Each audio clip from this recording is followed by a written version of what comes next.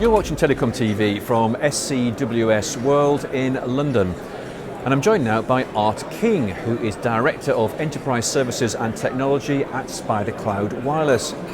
Art, thanks for joining us on Telecom TV. How does the industry go about getting LTE and Wi-Fi to coexist? Qualcomm and the industry players, Ericsson, and some of the other large players, including the WBA, are working together on coexistence. So as a company who's a system supplier and is not necessarily devising the intellectual property for the chips, we just assume that when we receive these kinds of technologies that a lot of the lower level things have been thought out and actually work and have been through trials and stress tests.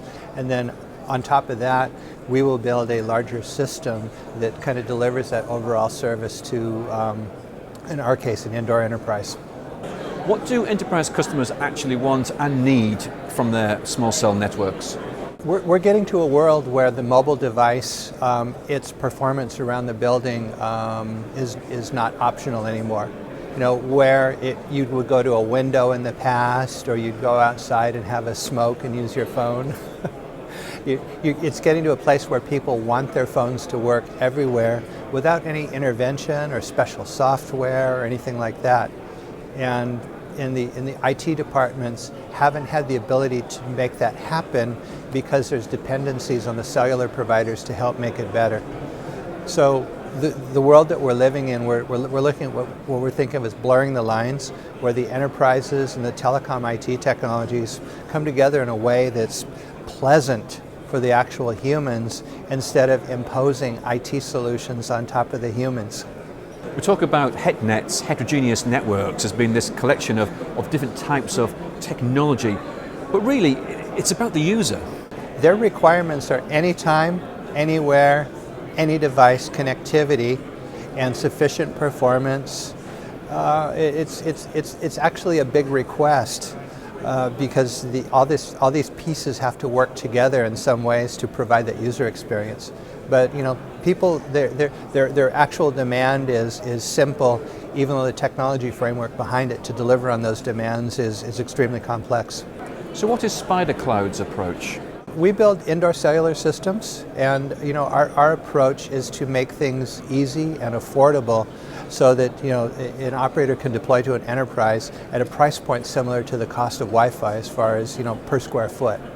Because, you know, as we go into the future, when enterprises will have the capital to actually invest in these types of systems, you know, the Wi-Fi price point is something they understand and can agree with to essentially satisfy the employees that continually complain to them. With all the advances in Wi-Fi technology that we're seeing, voice over Wi-Fi for example, can enterprise customers adopt a 100% Wi-Fi approach, or do they still need cellular as well? We need both.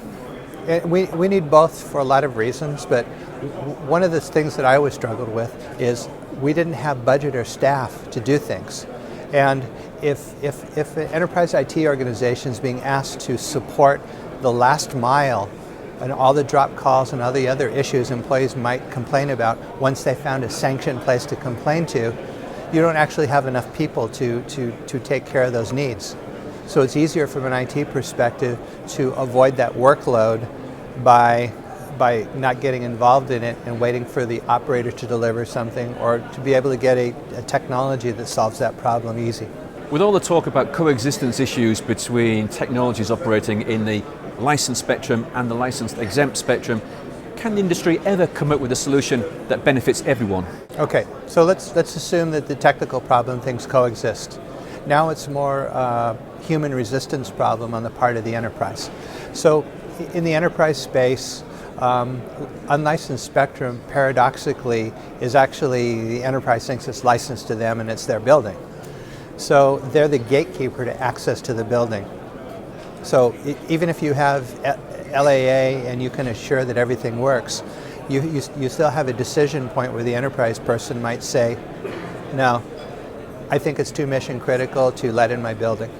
So people like Cisco, people like HP Aruba that have potential feet in both camps of cellular and Wi-Fi, Cisco will have to come in at times and basically assure their customers that here's our test results, and if you bring in this system, I know it's fully compatible with the airspace system that you already have for your Wi-Fi, and we'll take care of you. And we assure you that things will be okay.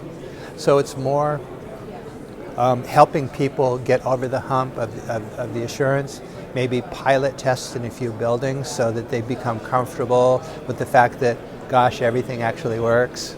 But it's a process. With 2020 fast approaching, is this an opportunity for us to incorporate advances in Wi-Fi and licensed exempt technology into the specifications and standards that will form 5G? I can speak from the perspective of what we see from the small cell universe. Densification is one of the key factors that's being really demanded by 5G. The ability of spectral reuse, of taking it at 30 megahertz or 40 megahertz of spectrum and using it every 10,000 square feet, it provides a massive amount of bandwidth. Because you take that 40 megahertz and take it down to a copper wire and off to the mobile core, you end up with a situation where you've got a lot of spectrum because you've got these tiny cells that can reuse it.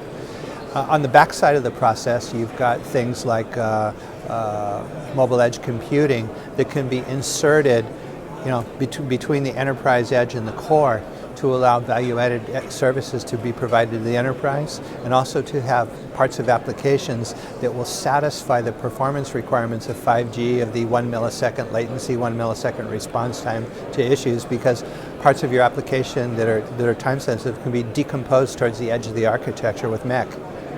So I feel like where we're at this time with small cells, mobile edge computing, we're well positioned for the 5G evolution. And what we've heard from the operator community is under the 6 gigahertz kind of level, and especially indoors, the present LTE schemes and LTE-A schemes are going to be satisfying the needs of 5G, as compared to maybe the things that are going to need to be done outdoors for 5G, which is quite a lot of radio innovation is going to happen outdoors versus indoors. Art King, thank you very much indeed.